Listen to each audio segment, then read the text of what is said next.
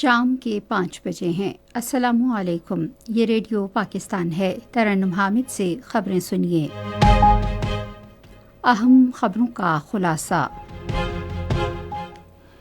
Control line کی دونوں جانب اور دنیا بھر میں مقیم کشمیری آج یوم حق خود ارادیت منا رہے ہیں۔ صدر اور وزیر اعظم نے اقوام متحدہ پر زور دیا ہے کہ وہ کشمیریوں کو ان کا ناقابل تنسیق حق خود ارادیت فراہم کرنے کے لیے اپنے وعدوں کی پاسداری کرے۔ اسرائیلی فوج نے محصور غزہ میں جاری حملوں میں مزید 88 فلسطینیوں کو شہید کر دیا ہے۔ اور کیپ ٹاؤن ٹیسٹ میں جنوبی افریقہ کے خلاف پاکستان کی ٹیم اپنی پہلی اننگز میں 194 رنز بنا کر آؤٹ ہو گئی۔ اور اب خبریں تفصیل کے ساتھ۔ کنٹرول لائن کی دونوں جانب اور دنیا بھر میں مقیم کشمیری آج یوم حق خود ارادیت اس عزم کی تجدید کے ساتھ منا رہے ہیں کہ وہ عالمی سطح پر تسلیم شدہ ناقابل تنسیق حق کے حصول تک اپنی جدوجہد جاری رکھیں گے۔ یہ دن منانے کی اپیل کل جماعتی حریت کانفرنس نے کی ہے۔ 5 جنوری 1949 کو سلامتی کونسل نے ایک قرارداد منظور کی تھی جس میں اقوام متحدہ کی زیر نگرانی استصواب رائے کے تحت کشمیریوں کو اپنے مستقبل کا خود فیصلہ کرنے کے حق کی حمایت کی گئی تھی۔ اس موقع پر آزاد جموں کشمیر کے تمام اضلاع میں احتجاجی مظاہروں، ریلیوں، سیمینارز اور دوسرے پروگراموں کا اہتمام کیا گیا۔ مظفر آباد میں کل جماعتی حریت کانفرنس کے زیر اہتمام ایک ریلی نکالی گئی۔ خواتین، بچوں، نوجوانوں اور معمر افراد سمیت ہزاروں افراد نے ریلی میں شرکت کی۔ آزاد جموں کشمیر کے وزیر اعظم چودھری انوار الحق، کل جماعتی حریت کانفرنس کے کنوینر غلام محمد صفی اور قائد حزب اختلاف خواجہ فاروق احمد نے ریلی کی قیادت کی۔ ریلی کے شرکاء نے بینرز اور کتبے اٹھا رکھے تھے جن پر اقوام متحدہ کی طرف سے کشمیریوں کو ان کا حق خود ارادیت دلانے کے لیے مطالبات درج تھے۔ آزاد کشمیر کے وزیر اعظم نے ریلی سے خطاب کرتے ہوئے کہا کہ حکومت اور آزاد کشمیر کی سیاسی قیادت اور عوام کل جماعتی حریت کانفرنس کے ساتھ کشمیریوں کے استصواب رائے کے حق کی حمایت کرتے رہیں گے۔ ریلی کے شرکاء نے برہان وانی شہید چوک سے اقوام متحدہ کے مبصر دفتر تک مارچ کیا اور وہاں ایک یادداشت پیش کی۔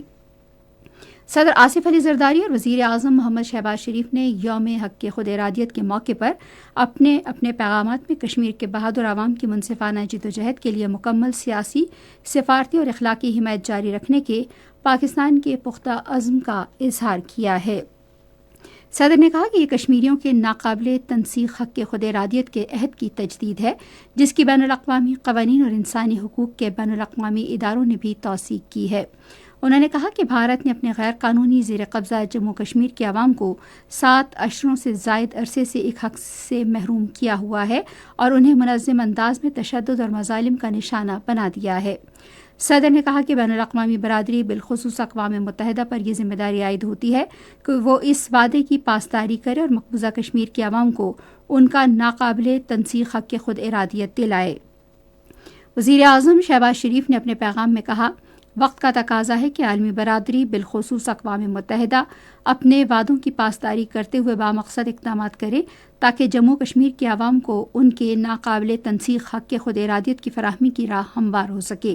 انہوں نے کہا کہ حق خود ارادیت اقوام متحدہ کے منشور اور بین الاقوامی قوانین کا بنیادی اصول ہے۔ وزیر اعظم نے کہا کہ عالمی برادری کو چاہیے کہ وہ انسانی حقوق کی خلاف ورزیاں فوری طور پر بند کرانے، سیاسی قیدیوں کی رہائی اور کشمیری عوام کی بنیادی حقوق کی بحالی اور انہیں آزادی دلانے کے لیے اپنا کردار ادا کرے۔ بلوچستان اسمبلی کے حلقے پی بی 45 کوئٹہ 8 کے 15 پولنگ اسٹیشنز پر آج دوبارہ پولنگ ہوئی جو پرامن انداز میں ختم ہو گئی ہے۔ مقررہ وقت کے بعد پولنگ اسٹیشنز میں موجود لوگوں کو ووٹ ڈالنے کی اجازت دی گئی۔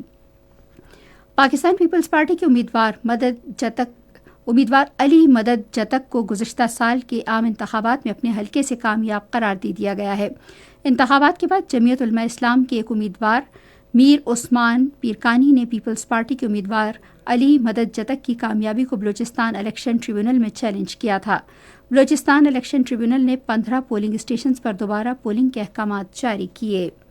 محصور غزہ میں گزشتہ 24 گھنٹے کے دوران اسرائیل کی جاری وحشیانہ حملوں میں خواتین اور بچوں سمیت 88 فلسطینی شہید ہو گئے۔ فلسطین کی ہلال احمر سوسائٹی نے کہا ہے کہ خان یونس میں اسرائیلی حملوں سے العمل ہسپتال کے مختلف حصوں کو شدید نقصان پہنچا ہے۔ غزہ کی وزارت صحت نے کہا ہے کہ شمالی پٹی میں واقع انڈونیشین ہسپتال مریضوں اور زخمیوں کو اب کسی بھی قسم کی خدمات فراہم کرنے کے قابل نہیں رہا۔ غزہ میں 7 اکتوبر 2023 سے جاری اسرائیلی جارحیت میں شہید فلسطینیوں کی تعداد اب 45,800 ہو گئی ہے۔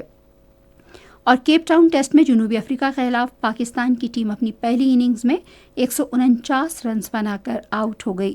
جنوبی افریقہ نے پہلی اننگز میں 615 رنز بنائے تھے۔ اسی کے ساتھ خبریں ختم ہوئی۔ مزید خبروں اور تجزیوں کے لیے آئیے ہماری ویب سائٹ پر radio.gov.pk اور فیس بک کے link radio Pakistan news official پر براہ راست ویڈیو سٹریمنگ بھی ملاحظہ کیجیے۔